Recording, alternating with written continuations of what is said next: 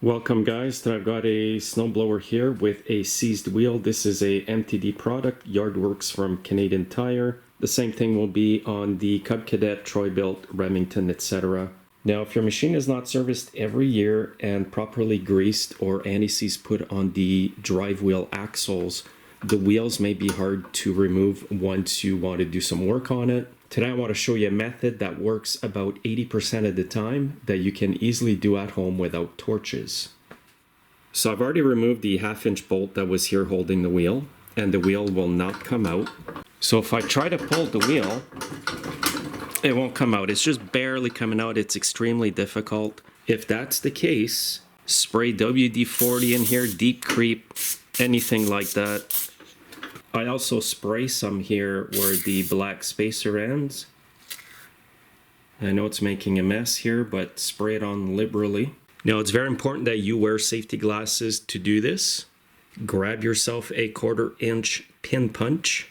It'll fit perfectly in here because it is a 5/16 hole. And also leave the bolt on the other side for the other wheel because you don't want the entire shaft to come out. By leaving the other wheel bolted on, that will prevent that. Now what I do is I brace myself against the wheel like this with my hand and leg, and then I just pound the pin punch. And it'll slowly come out. And now you can replace your axle bushings, and you can also access the shaft for the friction ring here quite easily. Now if that didn't quite work well for you, you can actually grab a rubber mallet and pound the wheel this way and rotate the wheel so that you do it all around the wheel itself.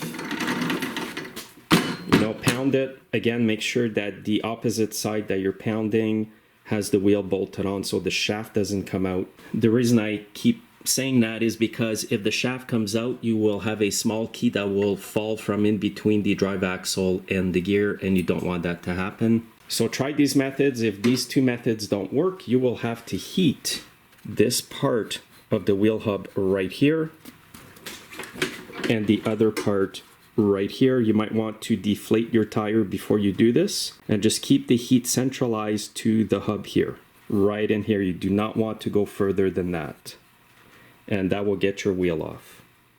So try this next time, guys. Don't forget to wear the safety glasses, and you guys have a great day.